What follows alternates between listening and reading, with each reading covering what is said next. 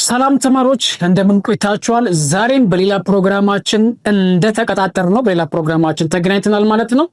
ዛሬ የምንመለከተው ልክ እንደተለመደው የሰባተኛ ክፍል ሂሳብ ትምህርት ስለ ሪሌሽንስ አመንግ ሴትስ የሚለውን ሁለተኛ ቪዲዮአችን እየተመለከትን ነው ማለት ነው።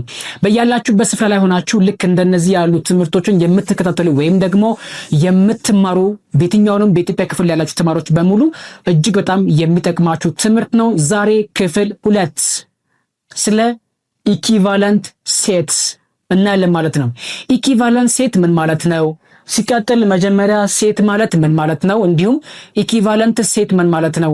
ሶስተኛው ደግሞ ኢኩቫለንት ሴት እና ኢኳል ሴት በምንድነው የሚለያዩት? እንዴት መለየት እንችላለን? ዛሬ የምንፈታው ይሆናል ማለት ነው። ለቤቱ ደግሞ አዲስ ከሆናችሁ ሂሳብ ትምህርት የምንማማርበት የዩቲዩብ ቻናላችን ነው። አሁኑኑ ሰብስክራይብ ብታደርጉ አይከፋኝም። ወደ ፕሮግራማችን እንመለሳለን ማለት ነው። እዚህ ጋር እንደምትመለከቱት ለመግለጽ እንደተሞከረው ሪሌሽንስ አመንግ ሴትስ፣ በመጀመሪያ ሴትስ የሚለው ነገር በእንግሊዝኛ ቢሆንም ሴት ማለት ምን ማለት ነው የሚለውን እናያለን። በአማርኛ ሴት የምንለው ስለ ስብስብ እንደማለት ነው። ስለዚህ ሴት የሚለውን ስብስብ ብለን ትርጉም በአማርኛ ልንሰጠው እንችላለን ማለት ነው። ያም ሆነ ግን ዴፊኒሽኑ ለእናንተ ትቼዋለሁ። ሴት ኢዝ ዌል ዲፋይንድ ኦብጀክት የሚል የሆነ ትርጓሜ ይሰጠዋል ማለት ነው። ስለዚህ ኢኩቫለንት ሴት ማለት በመጀመሪያ ምን ማለት ነው የሚለው እናያለን። ኢኩቫለንት ሴት ማለት ዴፊኒሽኑ ምንድን ነው የሚለው ትርጉሙ ምን ይላል? እስኪ እናንብበው። ቱ ሴትስ ኤ ኤንድ ቢ፣ ሁለት ሴቶች ኤ እና ቢ የተባሉ ሁለት ስብስቦች are said to be equivalent if and only if they have equal numbers of element. the same ሳይሆን equal numbers of element ምን ለማለት ተፈልጎ ነው? ሁለት ስብስቦች አላችሁ።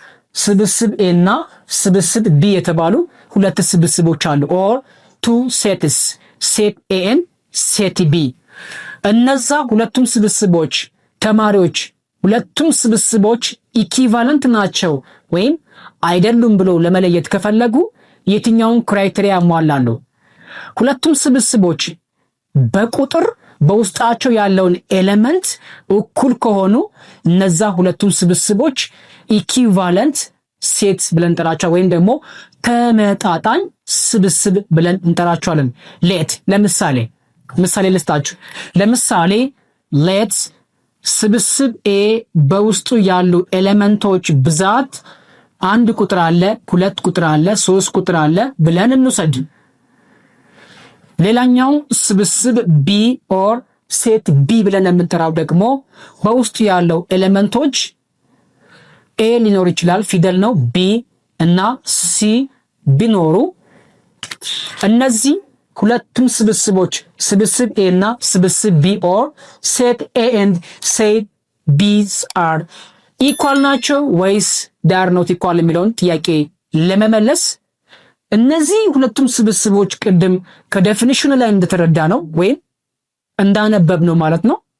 ሁለቱም ስብስቦች equivalent ናቸው because they have the same numbers of elements. the same numbers of elements or equal. the same የሚለውን እንተውና the same ከሆነም ያስኬዳል፣ ነገር ግን እኩል በሚለው ነው። the same የሚለው ትወጣና equal numbers of elements እዚህ ጋር ያለው አረፍተ ነገር ነው የሚወስድ equal numbers of elements የሚለውን እንወስዳለን ማለት ነው። ምን ማለት ነው? ስብስብ A or ስብስብ B ውስጥ ያሉ ሁለቱም ኤሌመንቶች እኩል ቁጥር ያላቸው ስብስብ የስብስብ A ብዛት 1 2 3 በውስጡ 3 ኤሌመንቶች አሉት። ስብስብ B በውስጡ ያሉ ኤሌመንቶች ብዛት 1 2 3 ናቸው። ስለዚህ በውስጣቸውን የያዙት የኤሌመንቱ ወይም ደግሞ የአባላቶቹ ቁጥር ተመሳሳይ ሳይሆን ከሆነም ችግር የለውም። በቁጥር ግን እኩል የሚሆኑ ከሆነ እነዛ ሁለቱም ስብስቦች ኢኩቫለንት ወይም ደግሞ ተመጣጣኝ ስብስብ ብለን እንጠራቸዋለን ማለት ነው።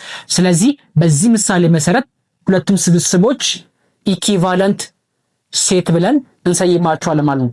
በቁጥር እኩል ካልሆኑስ፣ እነዚህ ሁለቱም ስብስቦች በቁጥር እኩል ባይሆኑስ ምን እናደርጋቸዋለን ማለት ነው?